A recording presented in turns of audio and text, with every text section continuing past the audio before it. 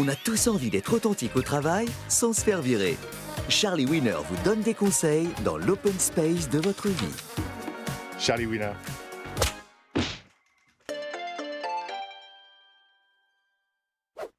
Bonjour. Aujourd'hui, j'ai sélectionné une question qui fait mouche de Anna Tienbon, mentor en créativité opérationnelle chez Triceratops. Que répondre à mon N+1 qui dit ça fait sens alors que j'y comprends que dalle? Merci Anna. Votre question fait sens, car à force de dire « ça fait sens », ça n'en a plus. Or, le sens, c'est hyper important pour savoir si on va dans la bonne direction. Commençons par une phase d'analyse de la situation. Anna, aujourd'hui, on ne cherche plus du travail, on cherche du sens. Surtout quand on travaille dans la plasturgie. Alors, pour donner du sens, on dit « ça fait sens ». Comme ça, on n'a pas besoin de s'expliquer. Par exemple, si votre direction vous dit « ce projet de fusion fait sens », vous ne demanderez pas pourquoi on a viré Jean-Claude ainsi que tout son département. Que nous dit la data? La data! 62% des collaborateurs qui pensent que ça fait sens vont dans des directions aléatoires. Eh oui, Anna, ça fait sens ne donne pas la bonne direction, mais l'envie d'avancer.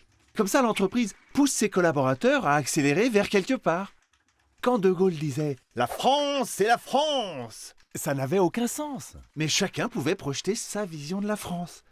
La France éternelle, la France des fromages, la France du nucléaire. Aujourd'hui, Anna, votre N+1 fait son général de Gaulle. S'il vous dit « ça fait sens », ça montre juste qu'il ne sait pas où il va. Et vous non plus. Alors voici mon conseil qui fait du bien. Chère Anna, profitez de ce non-sens partagé pour lui dire que vous êtes en phase. Rentrez chez vous trouver du sens. Lisez du Spinoza. Mangez un tiramisu. On reste en contact.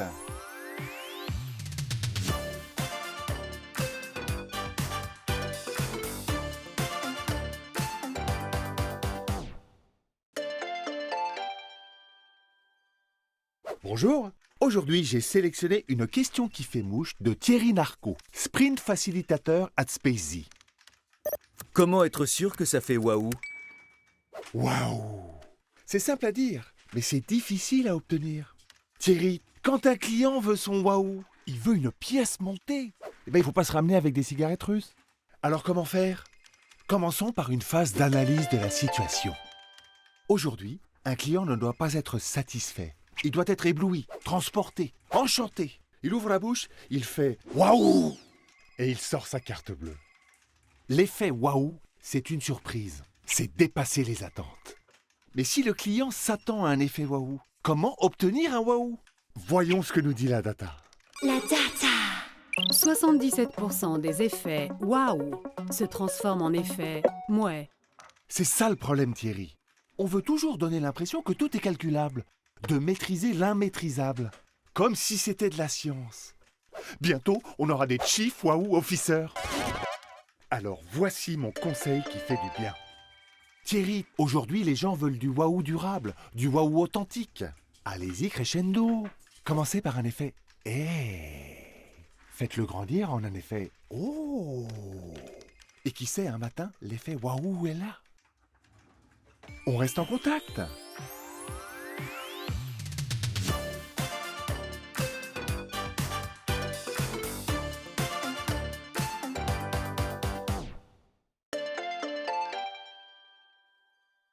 Bonjour. Aujourd'hui, j'ai sélectionné une question qui fait mouche de Lucien Rentable, expert des dynamiques coopératives chez Big Partners. Comment raconter ses vacances à la cafette quand on est parti à Vierzon?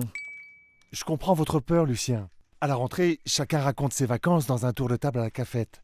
Et même si le stage de kitesurf au Brésil de Marc ne vous intéresse pas, ce sera bientôt à votre tour de pitcher votre séjour. Alors, comment vendre du rêve avec Vierzon face à des collègues qui vous jugent?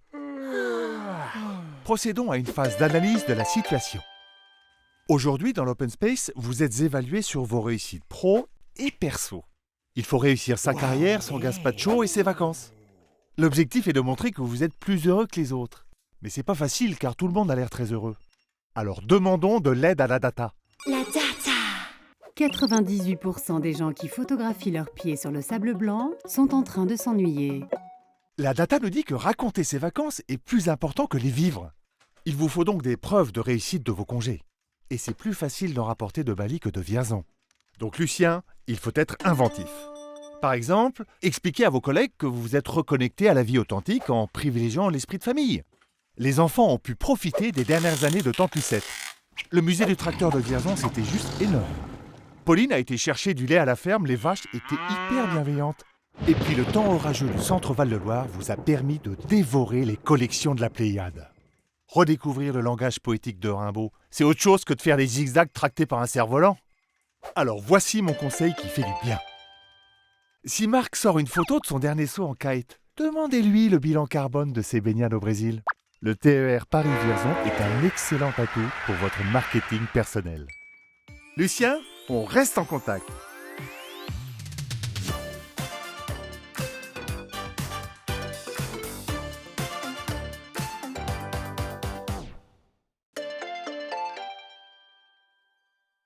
Bonjour. Aujourd'hui, j'ai sélectionné une question qui fait mouche de Kevin Touffret, stagiaire chez Always Consulting. Faut-il signer ses emails par cordialement ou bien à vous? Merci. Quelle bonne question, Kevin. C'est vrai que beaucoup de vos collaborateurs signent cordialement ou bien à vous sans réfléchir. C'est pas une raison pour pas réfléchir. Commençons par une phase d'analyse de la situation. Quand vous signez un mail, vous cherchez à être ni trop familier, ni trop distant. Et c'est pour ça que vous signez cordialement. Ça marche à tous les coups. Mais au bout de 150 cordialement, vous avez envie de tenter un bien à vous. C'est humain. Alors voyons ce que nous dit la data. La data. 80% des gens qui signent bien cordialement ne sont pas plus cordiaux que la moyenne. Kevin, la data nous dit que ces formules sont décorrélées de leur signifiant. Ça veut dire qu'elles ne veulent plus rien dire. Et c'est bien dommage, car cordialement vient du latin cordialis, qui veut dire qui vient du fond du cœur. Au Moyen-Âge, on ne le disait qu'à ses amis, qu'on comptait sur les doigts de la main et pas sur Facebook. Aujourd'hui, on ne met plus le fond de notre cœur dans nos mails. Et c'est pour ça que cordialement s'écrit souvent CDT. Et bien à vous, BAV. D'ailleurs, lorsque vous signez bien à vous, vous n'êtes pas bien à lui. Vous voulez juste envoyer votre mail et manger une chouquette. Alors voici mon conseil qui fait du bien. Kevin, conservez votre formule de politesse habituelle. Et si un jour vous voulez vraiment marquer le coup, allez-y franco de port, à tout petit bonhomme ou salutations disruptives. On reste en contact.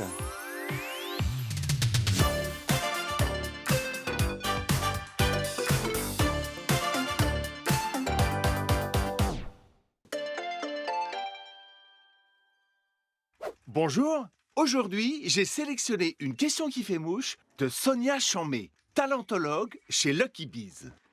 Comment couper sa caméra en visio sans passer pour une ordure? Merci pour cette question, Sonia. C'est vrai que c'est compliqué d'expliquer que vous avez un esprit de co-construction, mais que vous souhaitez qu'on ne vous voit plus. Commençons par une phase d'analyse de la situation.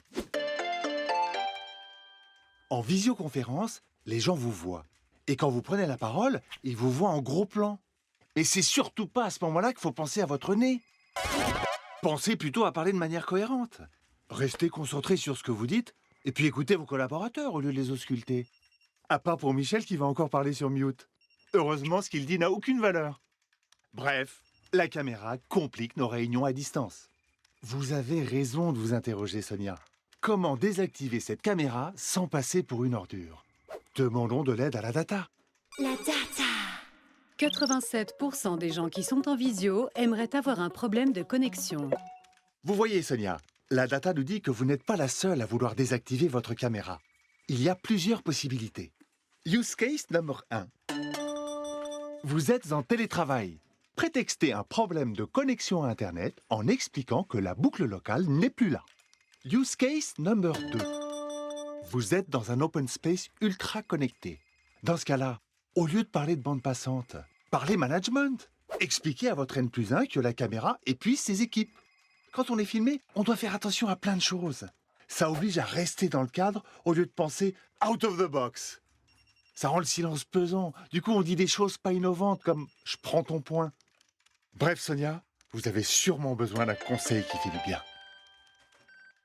Sonia, dites à votre N+1 que moins se voir, c'est mieux s'entendre. On reste en contact.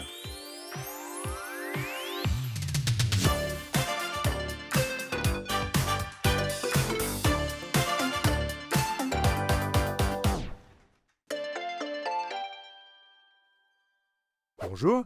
Aujourd'hui, j'ai sélectionné une question de Lisa Labamba, brand doctor chez Caramba 21. Que mettre dans mon mail d'absence avant mon départ en vacances?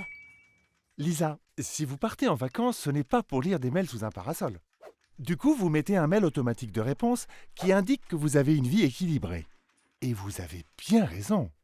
Mais quel message rédiger? Commençons par une phase d'analyse de la situation. Lisa, ce message automatique d'absence, c'est l'occasion d'arroser tout votre écosystème d'informations captivantes sur vous-même. Il faut être pertinent. Demandons de l'aide à la data. La data! 83% des gens qui mettent un message automatique de congé en anglais n'ont pas de rayonnement international. Vous voyez, Lisa, ce message d'absence, c'est l'occasion de faire croire que vous êtes un manager à rayonnement international. Commencez par un sympathique buongiorno, ou bien encore mieux, ni hao. C'est toujours intéressant de montrer que vous êtes en contact avec l'Orient. Après, communiquez sur le process en votre absence. La personne à contacter est Dounia, et en cas d'extrême urgence, on peut composer le 18. Vous passerez pour réactive, organisée et importante. Alors voici mon conseil qui fait du bien. Une fois que votre message d'absence est paramétré, n'hésitez pas à vous auto-envoyer un mail pour vérifier que ça fonctionne. Et surtout, pour avoir le kiff de ce dernier step avant le sable chaud. Lisa, on reste en contact.